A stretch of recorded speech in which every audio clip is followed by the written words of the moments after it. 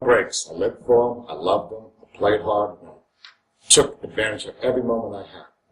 One of those things was, of course, I was single, making a buck, and in my late 20s, so I knew what I wanted to do, and that was chase tourists. So if I wasn't up in a harness, I was in one of the local tourist traps trying to find a tourist and take her up to our harness. Well, there were many, many times that you had fun and many, many times you didn't.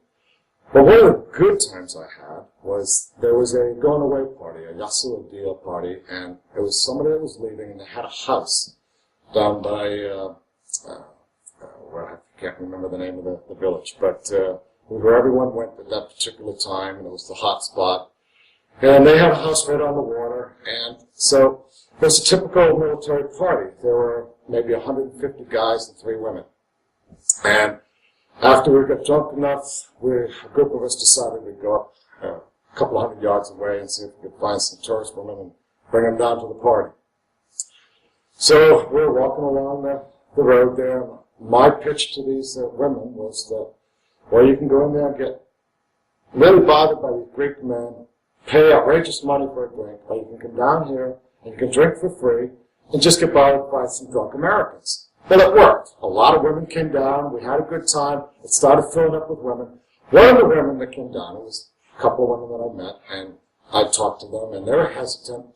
But they came down, and I was kind of attracted to them, and I was dancing with them as best I could without falling over. And long story short, I really made a really bad impression, but I was really, really liked one of these women. So I pleaded, I said, please, next day, let me show you that I'm really not this way. I'll pick you up and I'll take you out to dinner and I'll show you some different parts about Crete. Yeah, okay, they're saying okay. A couple of Norwegians. Well, next day, I go to the hotel, I meet them. No, they're not there. Why am I surprised? What they didn't expect, though, is I just sat there and I waited and I waited. 11:30, they came back to the hotel. And I said, hi. Shocks of disbelief, and what are they going to do? And I said, listen, I'm not drunk, and I would like to make up for last night, take you out to dinner, show you a few things. Have you eaten? Yes, we've eaten. Well, let's just go somewhere. I haven't eaten. You can have something to drink. So things got a little better, and we had a good evening, and I said, how about tomorrow I show you some of the island? And I took them up to Achanis. If you remember, Achanis is my favorite village. One of the other things I liked about Achanis, besides the cognac, is the grilled platters they had there. People talk about Parkell. The best grilled platter in the world was in Achanis, in my estimation. You could go to a taverna there, and I could have my cognac, you could drink your wine, you could have your beer, and they bring out a platter that was 3 feet across, and there were all these different cuts of meat on it, different types of chops. But one of the things that I really enjoyed and been eating for a couple of years were the meatballs that were on this. They're the best grilled meatballs I could.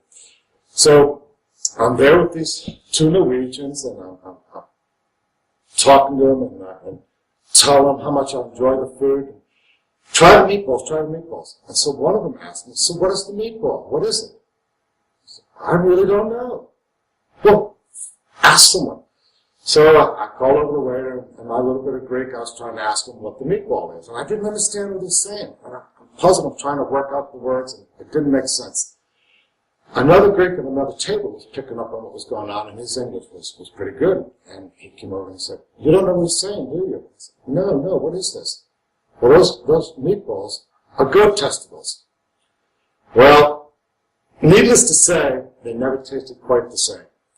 And they had a laugh at my expense, but we drove back out of the village that night. I saw them again. I ended up seeing both of them for the week. And one of these women is now my wife of 20-some years, 2 children, and that's why I believe that Crete is one of the best places in the world, and Norwegian women are too.